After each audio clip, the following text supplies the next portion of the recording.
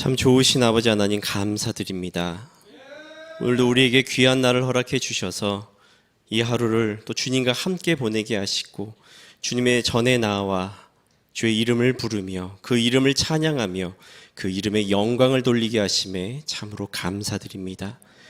이 시간 주의 말씀을 듣고자 모인 주의 자녀들을 기억하여 주셔서 그들의 몸과 마음과 삶 속에 주의 말씀이 온전히 자리 잡게 해주시고 그 살아 숨쉬는 말씀의 힘으로 인하여 그리스도인으로 살아가게 되는 귀한 기회의 시간 되게 해주시기를 간구합니다.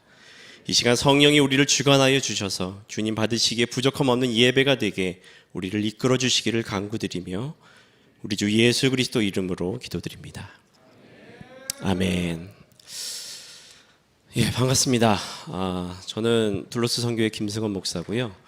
오늘은 제가 말씀을 전하기보다 오늘 말씀을 전해주실 목사님을 소개해드리려고 이 자리에 나왔습니다. 꽤 먼 곳에서 오셨는데 이제 오늘 말씀을 전해주실 전신욱 목사님은요, 저희 둘로스 선교회 또 한 가족으로서 같이 선교회를 섬기고 있는 분이시고 또 합동신학대학원 대학교를 졸업하시고 안수를 받으셨으며 지금은 현재 경남 양산에서 예수인 교회 담임으로 또 사역을 하고 계시는 목사님이십니다. 우리 목사님 처음으로 이제 마커스 자리에 나와서 여러분에게 귀한 말씀 전해 주실 텐데 우리 환영의 박수로 목사님 맞이했으면 좋겠습니다. 전신우 목사님 모시겠습니다.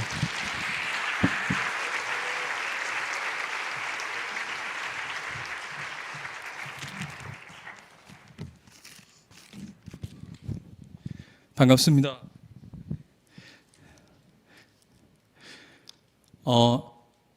여러분 표정을 보자니 왜 저 목사가 와가지고 김 목사님이 계시지 않고 충분히 여러분의 눈빛을 이해하고요.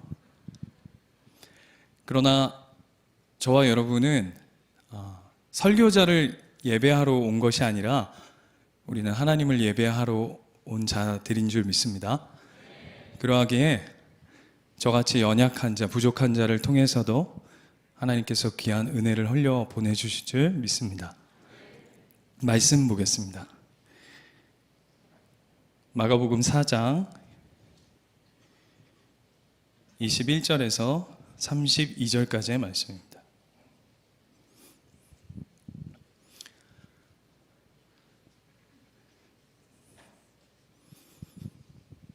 보통 저희 교회에서는 교독을 하는데요.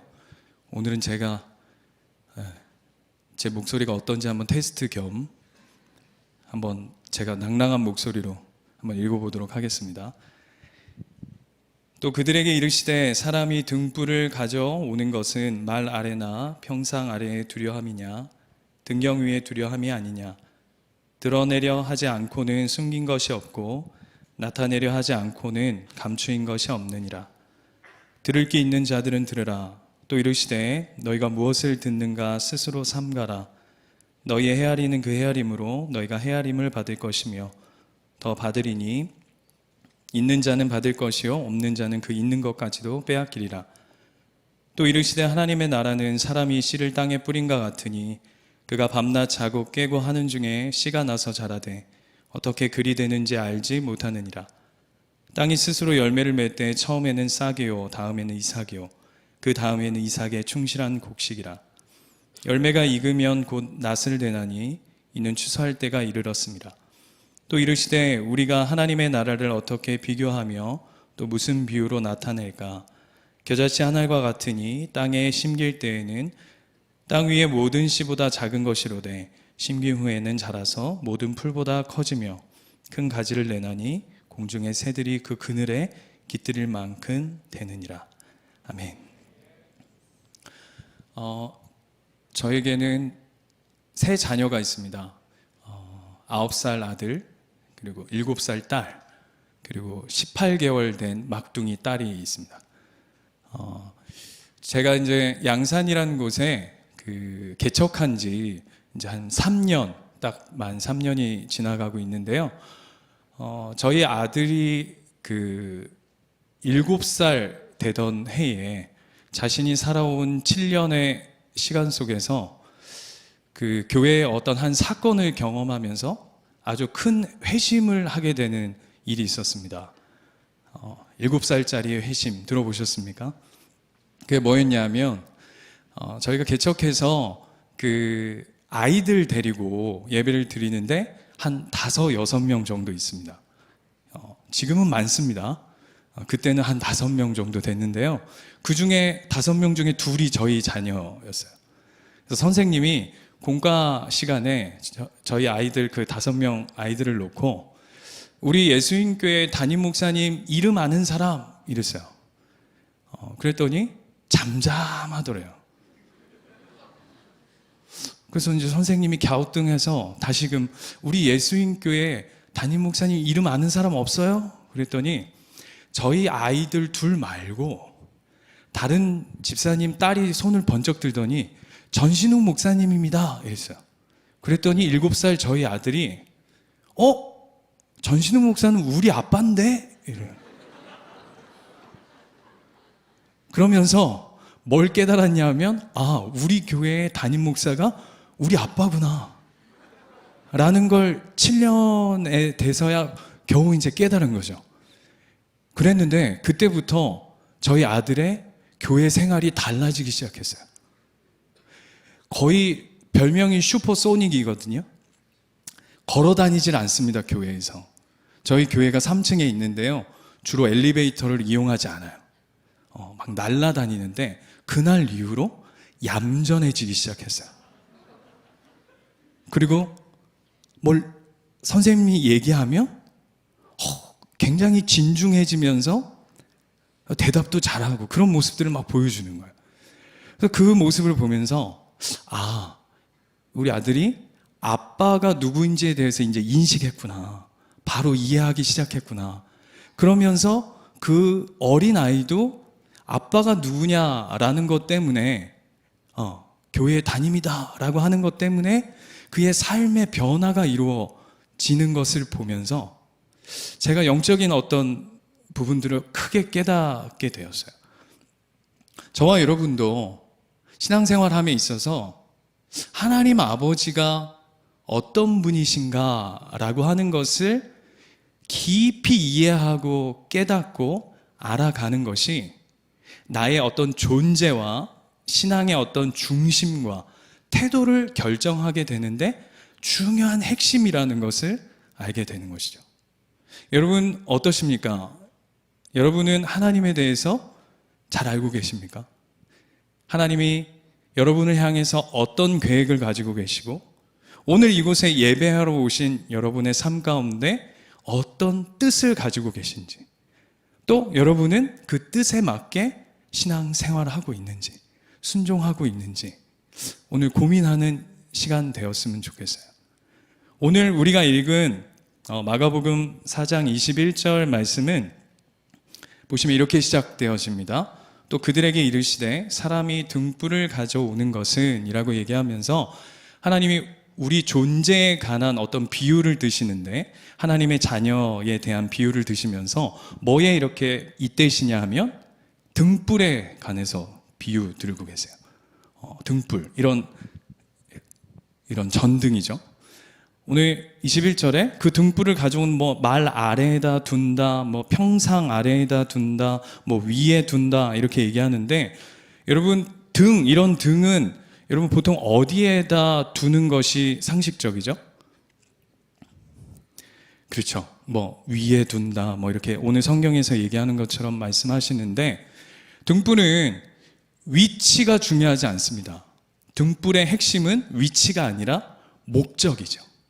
그래서 등불은 어디에다 두냐 하면 어두운 곳에 두는 것이죠. 그래서 오늘 21절의 말씀을 시작으로 우리의 존재됨, 하나님의 자녀됨의 존재를 비유하시면서 예수님이 이렇게 말씀하시는 거죠. 너는 등불과 같은 존재야. 그래서 그 등불을 어디에다 두냐 하면 어두운 곳에 둔단다. 캄캄한 곳, 잘 보이지 않는 곳에 너의 존재를 거기에다 나는 두려고 하는 목적과 계획을 가지고 있어 라고 오늘 21절을 시작합니다. 그렇다면 이렇게 한 번 더 질문해 보면 좋을 것 같습니다. 그렇다면 어두운 곳은 어디죠? 어두운 곳. 저는 지금 이곳이 굉장히 어둡습니다. 여러분의 이 반응 없음이 굉장히 지금 제 마음을 어둡게 하고 캄캄하게 하고 지금 내 시선을 어디다 둬야 될지 모를 정도로 마음이 굉장히 깝깝합니다. 뿐만 아니라 이제 뭐 저희 식구들도 지금 담임 목사 여기 와서 설교한다 그러니까 응원차 막 오셨는데요. 우리 식구들한테 말씀해서 여러분 요즘 뭐가 이렇게 힘들고 어두우세요? 라고 물었더니 어떤 집사님은 목사님 저는 요즘에 월요일마다 막 캄캄합니다. 제가 경남이거든요. 그 양산, 제가 고향은 서울이지만 같이 지내시는 분들은 다 경상도 분들이에요. 목사님, 아이고 막 때리치웠으면 좋겠습니다. 막 이러시거든요. 뭐 그런 직장이 어두운 분들도 계시고요. 또 어떤 분들은 목사님 요즘에 우리 아들이 중2가 됐는데요. 그냥 얘만 보면 앞이 캄캄합니다.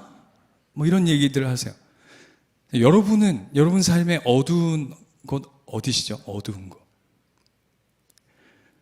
저를 바라보는 여러분의 눈앞이 캄캄해 보이는 어두운 곳. 성경에서는 어두움이라는 것을 어떻게 정의하냐면 뭐 요한복음에서도 말씀하시지만 하나님 없는 곳, 하나님의 은혜가 은혜되지 못하는 그것을 세상을 잇대서 그것을 어둠이라고 하죠. 그래서 예수님이 누가복음에 보면 그 제자들을 세상 가운데 이렇게 파송하실 때 제자들에게 뭐라고 말씀하시냐 하면 어린 양을 이리떼 가운데 보낸 것 같다라고 표현합니다. 그게 어둠이에요. 세상이 가진. 그러니까 어떻겠어요? 여러분 한번 상상해 보세요. 어린 양 한 마리가 있는데 그 어린 양을 이리가 이렇게 둘러싸고 있다고 한번 상상해 보십시오. 네. 그렇다면 아마 굉장히 두렵고 무섭고 그냥 제가 구체적으로 설명하지 않아도 느낌 빡 오시죠? 그래서 그런 어두움으로 사로잡혀 있는. 그러면서 오늘 22절에는 그 어두움에 관해서 조금 더 본질적으로 설명해 주시는데요. 이렇게 표현해요. 그 어둠이 어떤 특징을 가지고 있냐면 드러나지 않는 것, 그리고 숨겨져 있는 것, 그리고 감추어져 있는 것이다 라고 얘기합니다. 그런데 22절을 구체적으로 한 번 더 우리가 설명해 보면 여러분 예수님이 어떤 이렇게 제자들과 대화를 이렇게 풀어가실 때 보면 예수님한테 제자들이 묻잖아요. 예수님 이거는 무슨 뜻입니까? 라고 하고 예수님이 이렇게 비유를 드실 때가 있는데 성경을 읽어보면 제자들도 그렇고 지금 여러분도 마찬가지인 것 같고 이걸 읽는 저도 마찬가지인 것 같은데 비유를 들어서 설명해 주시는데 들을수록 무슨 말인지 모를 때가 훨씬 많죠. 지금 이런 표정이거든요. 보면 무슨 말인지를 잘 모를 때가 많아요. 그래서 특히 22절에 보면 드러내려 하지 않고는 숨긴 것이 없고 나타내려 하지 않고는 감추인 것이 없다라고 얘기하는데 이게 무슨 말인지 모르겠는데 제가 이렇게 한번 설명해 볼게요. 여러분 집에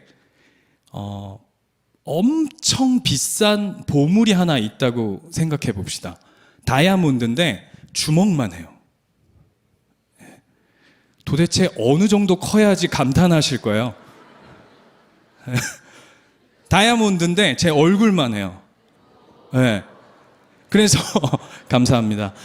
그래서 손에다가 끼지도 못하고 목에다가 걸지도 못하고 막 너무 애지중지한 거죠. 그래서 여러분 오늘 마커스 예배를 가야 되는데 그 진짜 얼굴만한 그 다이아몬드를 이렇게 두고 나와야 하는 상황이다. 그러면 여러분은 그 다이아몬드를 어디에 두고 나오시겠어요? 1번 책상 위에 아무데나 이렇게 던져 놓는다. 아니다. 2번 이게 다이아몬드인지 뭔지 그냥 크리스탈인지 헷갈리게끔 해가지고 신발장 위에 그냥 이렇게 올려놓는다. 3번 아니야. 아이들의 장난감이라고 속이고 싶어서 장난감 사이에다 그냥 둔다. 어떻게 1번, 2번, 3번 중에 어떤 거? 고마워요. 네, 1번. 아마 그렇게 그 소중한 보물을 그렇게 두고 나오시는 사람은 아무도 없을 거예요. 저만 같아도 아마 꽁꽁꽁꽁 싸매서 아무도 보이지 않는, 진짜 누구도 생각할 수 없는 아주 비밀스러운 장소에다가 꼭꼭 숨겨둘 것 같습니다. 그렇지 않겠습니까? 여러분 각자 그런 곳이 다 있죠. 오늘 예수님이 우리의 존재를 설명하시면서 우리에게 뭐라고 얘기하냐면, 너희를 등불에 비유하면서 너희가 비록 어둠 가운데 아무도 찾지 않고 가려하지 않고 보려하지 않고 드러나지 않고 감추인 곳에, 그런 곳에 너희를 두었지만, 그렇다고 해서 너희의 존재가, 너희의 부르심이, 너희의 어떤 사명이 어둠 가운데 이렇게 찌그러져 있어서 하찮거나 허접하거나 아주 쓸모없는 그런 존재가 아니라, 하나님 나에게 소중하고 소중하고 소중한 것일수록 이렇게 꽁꽁 숨겨두고 보이지 않은 곳에 감춰두듯이 저와 여러분을 그렇게 하나님이 사용하신다라고 오늘 22절에 말씀하고 계신 거예요. 예, 이런 반응일 줄 예수님도 간파하셨던 것 같아요. 그래서 23절에 보면 뭐라고 말씀하시냐면, 갑자기 들을 귀 있는 자들은 들으라, 이렇게 얘기하세요. 갑자기 무슨 들을 귀 있는 자들은 들으라, 뭐 이런 얘기를 하시나. 여러분 이제 개척교회 목사, 작은 교회 목사, 이렇게 어떤 작은 교회에는 어디가 그 교회의 하이라이트, 그 힘이 뭉쳐 있는 곳이냐면 식당 권세가 영원한 권세입니다. 왜냐하면 거기서 모든 은혜의 물줄기가 흘러가거든요. 담임 목사님 설교보다 오늘 점심 메뉴가 무엇일까를 더 깊이 묵상하는 놀라운 아침에 그 주일에 은혜가 흘러가는 곳이 식당인데요. 제가 이제 식당에 가면 제 입맛이 제가 이제 겨우 이제 10대를 지나서 20대다 보니까 감사합니다. 비웃어 주셔서. 아직 입맛이 어린아이 입맛입니다. 그래서 뭐 소세지 좋아하고요. 소세지가 햄이죠. 그 다음에 특히 좋아하는 게 이렇게 계란말이 이런 거 좋아요. 그런데 딱 가면 집사님이 뭐라고 딱 이제 식판 딱 들고 가면 집사님이 몰래 이렇게 계란말이하고 햄하고 애들 주던 것 이렇게 짱 박아 두셨다가, 이건 담임 목사님 거예요 이러면서 저한테 몇 개 이렇게 탁 올려주세요. 그러면 그 말할 수 없는, 목사님 오늘 설교에 은혜 받았습니다 와는 비교할 수 없을 만큼 제 안에 깊은 자존감 속에서 그 기쁨과 희락과 화평과 은혜가 확 흘러가는 걸 경험하게 돼요. 그러니까 목사님만 드세요 잖아요, 그죠? 내가 누군가에게 굉장한 특별한 존재가 된 거. 오늘 23절이 그와 같은 이야기예요. 예수님이 제자들에게 오늘 등불 비유를 들면서, 얘들아 이건 너희에게만 하는 내가 비밀 이야기야, 이렇게 얘기하는 거예요. 여러분, 이 비밀 이야기를 오늘 저와 여러분이 듣고 있는 거예요. 귀 기울여 주셔야겠죠? 네, 그런 이야기를, 아주 스페셜한 이야기를 듣고 있어요. 그리고는 이제 이 본문이 24절로 넘어가는데요. 24절 같이 한번 볼까요? 24절을 보면요, 같이 24절 한번 같이 읽어보겠습니다. 시작. 또 이르시되 너희가 무엇을 듣는가 스스로 삼가라. 너희의 헤아리는 그 헤아림으로 너희가 헤아림을 받을 것이며 더 받으리니. 이 무슨 얘기인지 저한테 좀 해석해 주실 분 계세요? 중요한 건 무슨 말인지 모르겠는데 반복되어 사용되어지는 단어가 하나 있습니다. 그게 뭐죠? 헤아림입니다. 이 헤아림이 헬라어로 메크론이라고 하는 단어예요. 여러분 피아노 치면 이렇게 메크로놈이라고 이렇게 똑딱이 맞나? 아무튼 이렇게 하는 거 아시죠? 거기에 단어와 메크론이라고 하는 단어가 같은 의미로 사용되어지는데, 어떤 의미를 가지고 있냐면, 오늘 본문에서는 헤아림 이렇게 돼 있는데 원문은 어떤 의미냐면 측량하다, 무엇인가를 무게를 달다, 이런 의미로 메크론이라고 하는 단어를 사용하고 있어요. 여기서 이 헤아림의 의미는 이런 의미를 가지고 있는 거예요. 여러분, 우리 여기 예배하러 오신 분 중에 연애하고 계신 분들 계시죠? 싸하네요. 연애하고 싶으신 분들이 오신 거죠? 주여. 하나님과 연애, 이성과의 연애 두 개 다 이루어질 줄 믿습니다. 예, 하나님, 됐고요. 그 다음에 결혼하신 분들 계시죠? 뭐 결혼 10년 차, 20년 차 막 이렇게 있는데 보통 연애하거나 이렇게 결혼하면 저도 마찬가지인데 이렇게 자매들을 이렇게 미혹할 때 아니 이제 뭐라 그러죠? 꼬실 때 전문용어로 이렇게 꼬실 때 자매님들을 꼬실 때 왜 자매를 꼬신다 그러냐? 남자를 꼬실 수도 있지. 제가 남자니까 그냥 자매를 꼬실 때 뭐 그런 얘기 하잖아요. 굉장히 올드한 표현인데 뭐 하늘의 별을 따다 줄게, 뭐 네 손에 물 한 방울 묻히지 않게 해줄게, 이렇게 해서 지금 다 이렇게 지금 속아가지고 지금 여기 다 계신 거잖아요. 저희 와이프도 그렇게 속아가지고 지금 집에서 애들 셋을 보고 있는데, 여러분 그때의 그 사랑한다라고 하는 표현, 저는 여러분을 사랑합니다. 여러분 표정이 네가 나를 언제 봤다고 사랑한다 그러냐. 제가 예를 들어서 우리 교회 식구들 저기 앉아 있거든요. 우리 식구들을 향해서 제가 사랑합니다 이렇게 표현하면 저분들이 느끼는 사랑의 어떤 무게와 여러분들이 느끼는 사랑의 무게가 다르겠죠. 그죠? 그 정도는 우리 감 잡을 수 있죠. 그런데 여러분 정확히 그 사랑의 무게를 여러분 잴 수 있으세요? 없잖아요. 그 남편이 그때 사랑한다고 얘기했던 그 사랑의 무게를 그때 달 수 있었다면 지금쯤 내 옆에 그 사람이 아니고 혹 다른 사람이 앉아있을 수 있는 큰 영광을 우리가 누릴 수도 있는데 우리는 모른단 말이에요. 그 사랑의 크기와 무게를. 그렇잖아요. 뭐 우리가 누구를 사랑해요, 용서해요, 그 보이지 않는 어떤 것은 우리는 잴 수 없어요. 우리는 측량할 수 없어요. 그런데 오늘 예수님께서 우리에게 말씀하시는 24절의 말씀은 뭐냐 하면, 예수님은 세상 가운데 드러나지 않고 감추어져 있고 세상에서는 별 볼 일 없다라고 하는 그것을 나 하나님, 나 여호와, 나 예수 그리스도는 그 무게를 헤아리고 있다. 나는 너희들의 그 삶의 자리에서 하나님을 향한 그 어두운 곳에서 마음을 드리고 삶을 드리고 하나님 앞에 달려가는 그 중심을 알아. 보고 있어. 재고 있어. 측량하고 있어. 라고 얘기하시는 말씀인 거예요.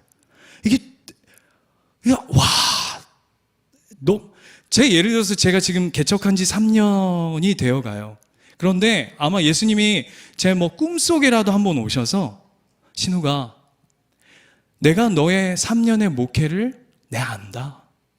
그러면 남은 몇 년 남았을지 모르겠지만 남은 목회 진짜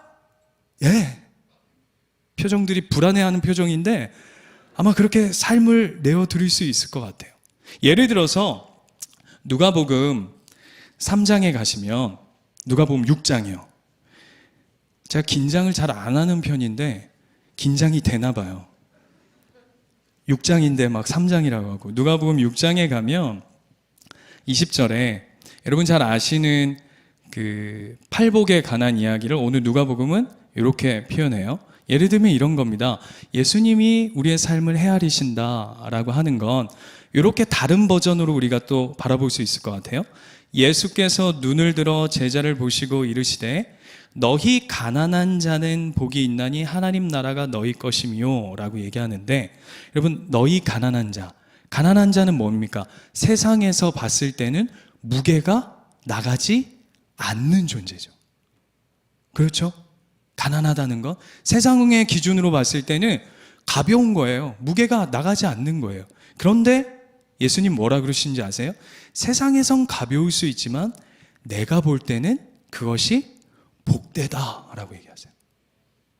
또 21절에 보면 지금 줄인 자는 복이 있나니 너희가 배부를 것이다. 지금 우는 자는 복이 있나니 너희가 웃을 것이다. 예수님 관점 다르신 거죠. 그리고 22절, 인자로 말미암아 사람들이 너희를 미워하며 멀리하고 욕하고 너희 이름을 악하다 하여 버릴 때에는 세상에선 가치 없다라고 여겨지는 거죠. 무시하는 거죠.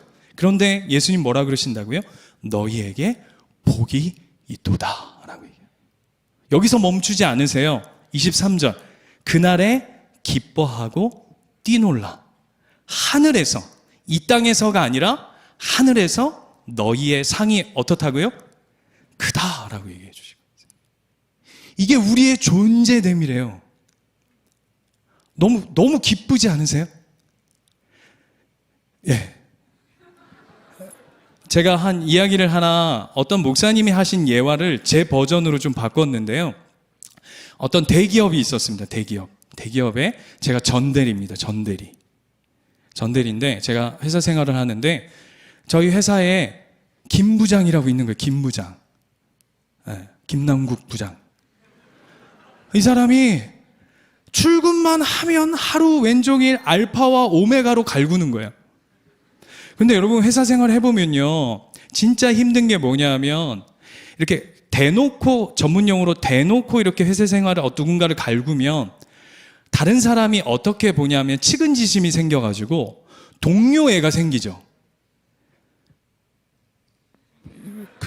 뭐 직장 생활을 안 해보셔가지고, 그러니까 동료애 같은 게 생겨가지고 그나마 그래도 버텨가면서 아우 저 부장, 저 김남국 부장 저 왜 저래 이렇게 되는데, 그게 아니라 은근히 나만 알게끔 갈구는 거 있잖아요. 이게 얘기하자니 껄쩍하고 안 하자니 난만 미쳐버릴 것 같고, 그래서 이 주머니 속에다가 늘 사직서를 넣어다니면서 내가 오늘 한 번만 더 나를 건들면 바로 던져버리라 하면서 늘 사직서를 여기다 넣고 다니는 그 대기업의 직장. 그 오늘도 아니나 다를까 출근을 했어요. 출근을 해서 이제 엘리베이터를 타고 기다리고 있다가 탔는데 누가 같이 타는 거예요. 그래, 누구지 하고 이렇게 봤더니 그 기업의 회장님이 타시는 거예요.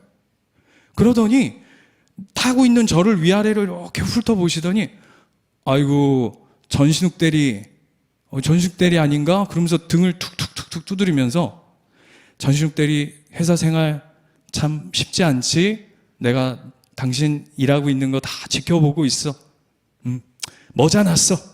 과장 훌륭해. 참어. 조금만 견뎌. 화이팅! 하고 딱 내렸어요. 그리고는 사무실에 딱 들어갔는데 김 부장은 1도 변화도 없이 그 자리에 그대로 자정해 있는 거죠. 그죠? 그런데 상황과 환경은 아무것도 바뀐 게 없는데 그 회장님이 내 이름을 불러주면서 등 한번 쳐주면서 당신은 우리 회사의 미래야 라고 그분이 헤아려 줬다는 것으로 제 회사 생활은 완전 달라질 거예요.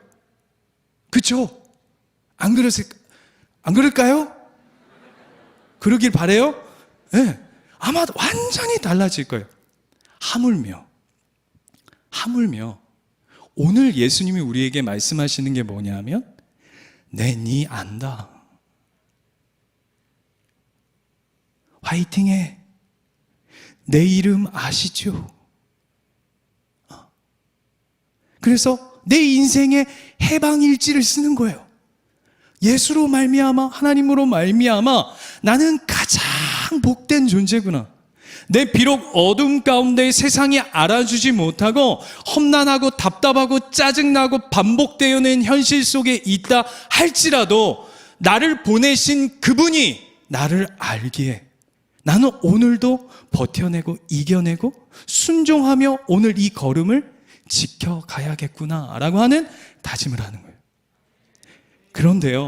그런데 여러분도 알고 저도 알잖아요. 우리의 실력이, 여러분 지금 여기 앉아 계신 분들 제가 보니까 평균 연령이 말 잘해야 되는데 20대다 합시다. 그럼 20년 살아오면서 오늘 제가 나누는 이 메시지 처음 듣습니까? 하나님이 당신을 응원합니다. 하나님이 여러분을 세상 가운데 빛과 소금으로 보내셨습니다. 사명의 자리에 세우셨습니다. 그곳은 힘들고 깜깜하고 어두운 곳입니다. 그럼에도 하나님이 당신 곁에 계시니 화이팅 하세요. 이거 처음 들으셨어요?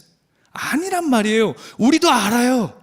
그리고 이제는 우리의 심령도 이런 복음의 메시지를 들으면서 굳어져 있어서 그래, 그건 그런데 아까 회장이 얘기한 그 과장은 언제 시켜주는 거야?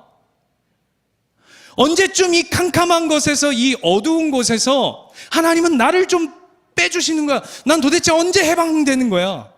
나도 나 나름대로 내가 이만큼 심었으면, 나도 신앙생활 어릴 때부터 난 못해.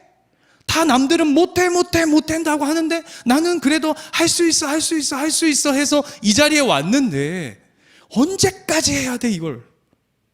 어디까지 버텨야 돼? 이 싸움 앞에 우리가 있는 거잖아요. 지루한 저 부장은 1도 바뀔 것 같지 않은, 그런데 진급표가 붙었는데 해를 거듭할수록 전신욱 이름은 없어. 근데 그 내 등 두드려줬던 그 회장은 은퇴할 날이 점점 다가와. 환장하는 거죠. 이게 환장하는 거예요. 우리가 신앙생활이 그렇잖아요. 하나님 아신다는데 그 아는 걸로 이게 좀 끝이 났으면 좋겠는데, 그래서 기가 막힌 게 하나님이 그 마음을 기가 막히게 알아채세요. 오늘 예수님 뭐라 하시냐면, 본문으로 다시 돌아가 보시면 지금 저 혼자 굉장히 혼자 흥분해가지고, 그래서 보세요. 26절에 보면, 26절 27절에 보면 이렇게 되어 있어요. 땅이 스스로 열매를 맺을 때 처음에는 싹이요 다음에는 이삭이요 그 다음에는 이삭의 충실한 곡식이라. 이게 무슨 얘기냐면, 드러나지 않지만 너희의 믿음과 너희를 향한 은혜가 점점 어떻게 되고 있다고요? 자라나고 있다고요. 그러면서 29절에 이렇게 얘기하세요. 29절 같이 한번 읽어볼까요? 시작. 열매가 익으면 곧 낫을 대나니 이는 추수할 때가 이르렀습니다. 이게 무슨 얘기냐면 결산하는 날이 반드시 온다. 끝이 있어 얘들아. 쫄지 마. 제대한다니까. 제대해. BTS 엊그저께 뭐 군대 갔다 왔는데 걔도 제대할 때가 와요. 걱정하지 마세요. 예수님 그 얘기 하시는 거예요. 얘들아, 반드시 끝나는 날이 와. 양과 염소로 나누는 심판의 날이 오니까 그때까지 버텨, 견뎌 이야기를 하는 거죠. 제가 이제 개척한 지 이제 3년이 지나가는데요. 제가 지나온 교회들이 다 대형 교회입니다. 네, 뭐 이름을 얘기는 할 수는 없지만 거쳐온 교회들이 다 대형 교회예요. 그리고 제가 이제 마지막 교회를 부산에 있는 큰 교회에서 사역을 했는데, 제가 매주마다 한 1,000명 정도 놓고 그 전도대 그 집회 담당이어서 매주 이렇게 집회를 매주 했었어요. 그러다가 이제 작은 교회 양산이라는 곳에 이렇게 개척을 했는데요. 저의 어떤 믿음 없음의 실상을 경험하는 시간을 딱 맞닥뜨린 적이 있었어요. 그게 언제였냐면 개척하고 첫 번째 드리는 수요 예배였어요. 저는 대형교회다 보니까 무슨 예배다 뭐 이렇게 하면 기본적으로 이 정도 모여 있습니다. 여러분 별거 아니에요 저한테는. 농담이 죄송합니다. 농이었습니다. 이렇게 모여 있어요. 그런데 수요 예배를 딱 시작했는데요. 10명도 안 되는 인원이 이렇게 딱 앉아 있는 거예요. 근데 그 중에 저희 아이들이 셋이라 그랬잖아요. 저희 와이프, 저까지 하면 5이에요. 반이 저희 가족이에요. 그러니까 이제 네, 느낌 아시겠죠? 막 아닌 척 하는데, 여러분 제가 대형교회에서 이렇게 개척했다는 건 하나님 앞에 어떤 고백과 하나님 어떤 부르심이었냐면, 하나님 제 안에 어떤 사람의 숫자의 마음을 빼앗기지 않겠습니다. 하나님 영혼에 주시는 하나님의 마음을 진짜 신실하게 지켜가겠습니다 하고 뛰쳐나온 거였거든요. 그리고는 양산 땅에 딱 발을 디뎠는데 딱 있으니까 못 보겠어요. 그런데 이 숫자적인 부분도 힘든데 더 저를 절망에 빠지는 게 뭐냐 하면, 그 숫자의 마음이 빼앗기고 있는 제 자신 때문에 그게 훨씬 초라해 보이는 거예요. 사람에게 잊혀질까? 세상에서 지워질까?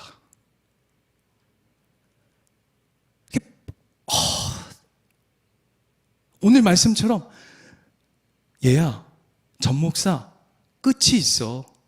너의 몫을, 너의 사명을 감당해. 아멘 했는데, 주여 믿습니다 했는데, 이 기도의 유통기한이 갈수록 짧아지는 거예요. 여러분, 그럴 때 없어요? 하나님, 제가 믿음 없는 고백인지 모르겠지만, 이 마커스 목요일마다 집회 때 하나님 주신 은혜, 제가 아까 우리 마커스 찬양팀 찬양하는데 제가 저도 10몇 년 전에 그 목요 모임 이 청년 때 여기 어디 한 구석탱이에 이렇게 짱 박혀 있다가 김남군 목사님이 고개 들어! 이래가지고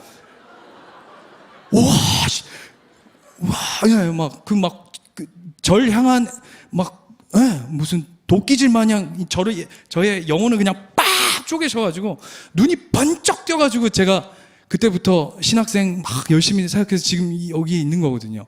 뭐 얘기하다가 이렇게 된 거야. 아무튼 은혜가 막 밀려와서 결단하고, 그렇죠, 하나님 나 주님 위해 살겠습니다. 오늘 하루를 하나님을 위해서, 그 영광 위해서 내 삶을 드리겠습니다. 수없이 다짐하고 기도했는데 이 기도가 점점 먹히지 않을 때 이 초라함이 너무 큰 거예요. 그래서 오늘 말씀 보면 31절에 보면 이렇게 표현해요. 겨자씨 한 알 같으니. 제 삶이 그냥 겨자씨 한 알 같은, 그 겨자씨 한 알 많지도 못해 보이는 거예요.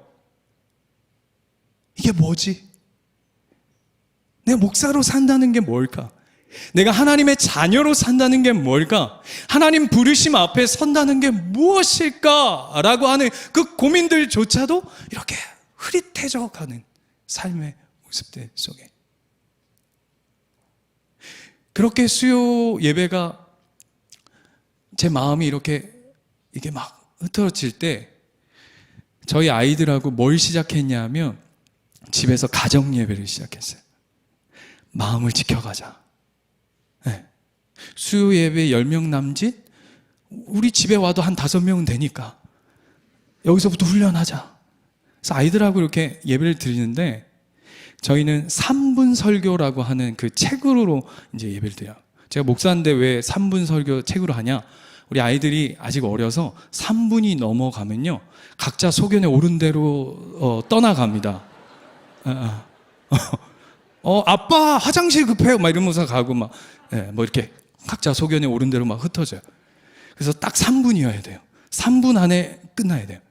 근데 그때 책을 딱 들어줬는데 그때 불렀던 찬양이 뭐였냐면, 세상이 당신을 모른다 하여도 주님은 그 이름 마음에 새겼네. 막 1차. 그리고 말씀을 딱 폈는데 제목이 뭐냐면 사과 고르기였어요. 사과 고르기. 여러분, 그 질문 하나 해볼게요. 저 요즘은 사과 이러면 너무 이렇게 잘 익은 예쁜 큰 사과를 요즘은 이렇게 한 2개 해가지고 이렇게 랩 씌워가지고 이렇게 뭐 2개 10,000원 뭐 이렇게 팔잖아요. 근데 여러분, 우리는 그런 사과를 거의 맛보지 못하죠. 우리는 어떤 사과를 맛보죠? 이렇게 막 쫙, 예, 막 몇십 개 쫙 있으면 6개 골라 10,000원 뭐 이런 거, 그렇죠? 네, 그렇습니다. 그런데 여러분, 그런 사과를 고를 때 여러분은 어떤 사과를 고르세요? 네. 목사님, 저는요, 그때부터 하나님 주신 섬김의 은혜가 거기서부터 흘러갑니다. 그래서 사과 중에 제일 못생기고 썩어 빠져가지고 쓸모없는 것만 저는 주워서 담아요, 이러시는 분 아무도 없죠? 어떤 거 고르죠? 제일 맛있어 보이고 싱싱하고 깨끗하고 더 나아가서는 거룩해 보이는 거, 그거를 다 뭐 알지도 못하면서, 여러분 수박 고를 때 막 수박 막 두드리잖아요. 그 뭐 알고 두드려요? 막 두드리면 아야 막 이러나요? 아니잖아. 근데 그 뭐 알지도 못하면서 막 굉장히 막 거룩한 척하면서 막 담죠. 질문이요.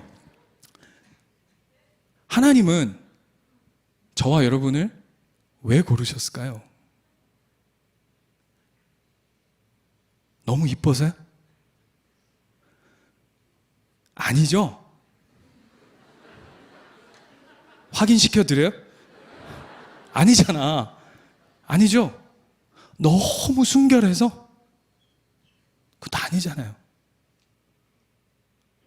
여기 예배당 문 앞에 이르기 전까지도 하나님 앞에 설 수 없을 것 같은 부끄러운 심령, 그럼에도 하나님 은혜가 필요합니다 해서 여기 예배당에 모여 계신 거 아니에요? 그거 왜 고르셨냐고요? 저만 봐도 뭘 신령해서 뭐 대단해서 전혀 아닌 것 같아요. 전혀 아닌 것 같아요. 이유는 단 하나예요.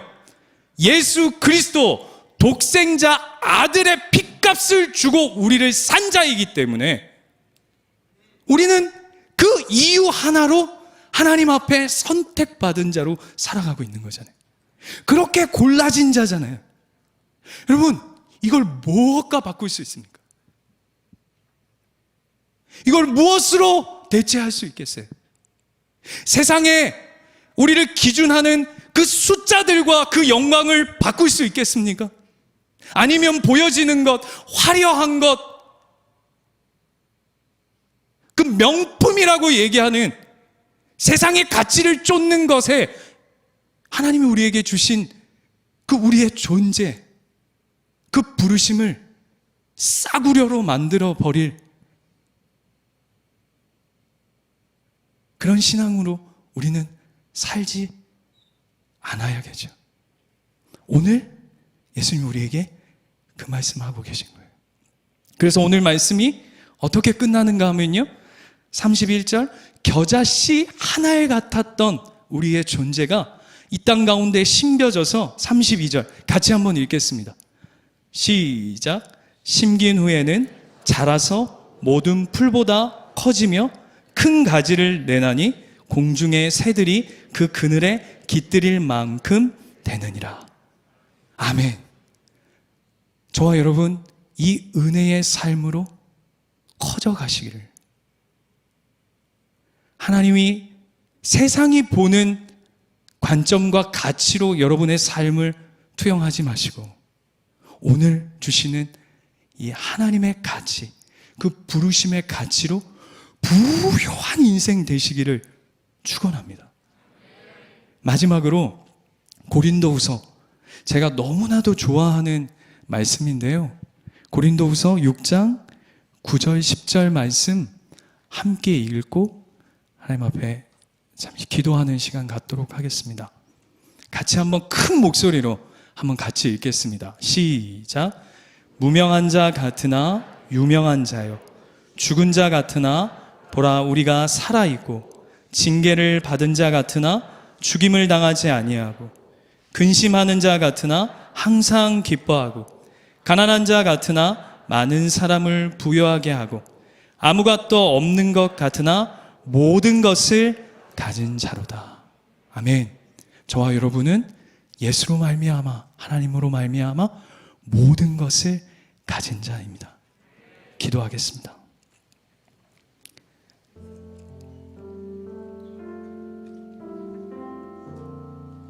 우리 시간 주신 말씀을 생각하면서 우리 한번 기도하겠습니다. 하나님이 저와 여러분을 어디 가운데 두셨습니까? 앞이 캄캄한 곳, 아무도 가지 아니하 하는 곳, 아무도 가고 싶어 하지 않는 곳, 아무도 알아주지 않는 곳, 드러나지 않는 곳, 감추어져 있는 곳, 쓸쓸하고 외롭고 힘들고 눈물 나는 그곳, 하나님이 우리를 그곳에 세우시고 하나님 우리에게 말씀하십니다. 그것이 사명의 자리, 부르심의 자리. 내가 너를 예수의 핏값 주고 불러 세상 가운데 빛으로 소금으로 내가 너와 함께하기 원한다고. 우리 이 시간 기도합시다. 주님, 믿음으로 감당케 하여 주시옵소서. 믿음으로 버티게 하여 주시옵소서. 믿음으로 나아가게 하여 주시옵소서. 하나님, 세상의 숫자에 불과한 그 기준들과 가치에 하나님 우리에게 허락하신 그 영광을 빼앗기지 않게 하여 주시옵소서.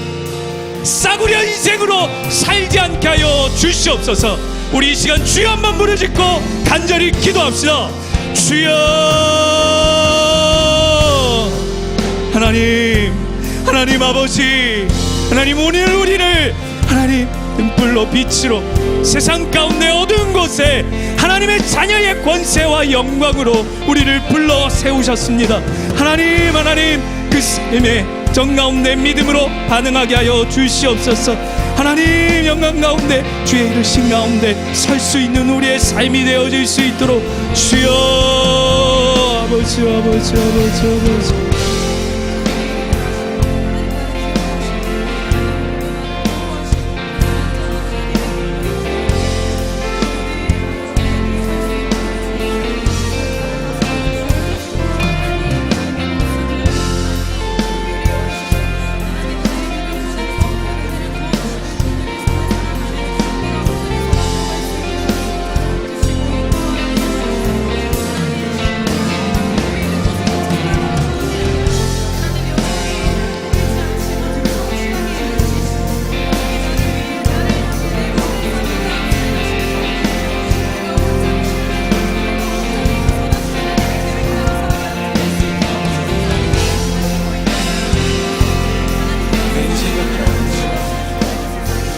내 인생 속에 하나님의 꿈과 일하심을 하나님의 시간 속에 하나님 내 삶을 의미